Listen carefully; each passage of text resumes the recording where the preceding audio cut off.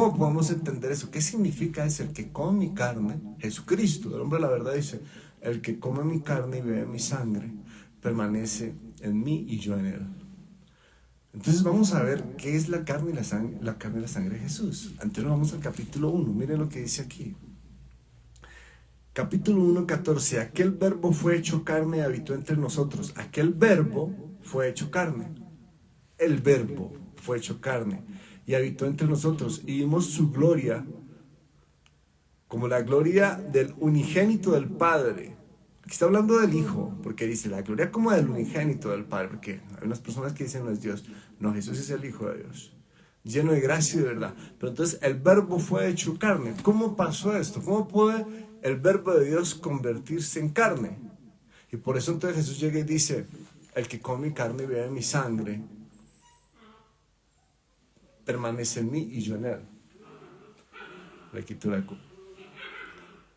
Entonces, póngale cuidado cómo empieza a tener todo sentido. Aquí habla de una palabra clara que es permanecer, ¿cierto? Y entonces vamos a ir al Evangelio de Juan. Todo esto está en Juan, todo este misterio se desarrolla a través de versos en Juan, que es Juan 8, 31, 32. Dice así, muchos judíos creyeron en él por las señales que él hacía. Mas Jesús les dijo, vosotros sois verdaderamente mis discípulos si permanecéis en mi palabra. Entonces conoceréis la verdad y la verdad os hará libres. ¿Qué decía anteriormente? El que come mi carne y bebe mi sangre permanece en mí. Por eso le decía que prestaran atención a la palabra permanecer. Permanece en mí y yo en él. Entonces, ¿cómo es que el verbo se hace carne? Una vez más, amigos, señores y señoras, amigos y amigas, hermanos y hermanas, el pacto eterno.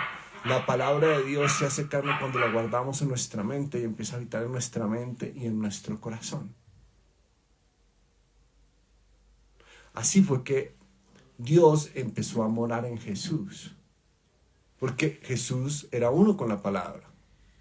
Y miren cómo dice otra vez en el Evangelio de Juan, por eso digo que este misterio está en el Evangelio de Juan, como dice en Juan 14:10, no creéis que yo soy en el Padre y el Padre en mí.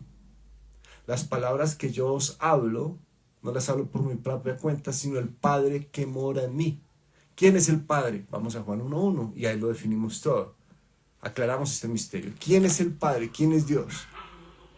En el principio era el Verbo, y el Verbo era con Dios, y el Verbo era Dios. La palabra de Dios es Dios, dice la palabra.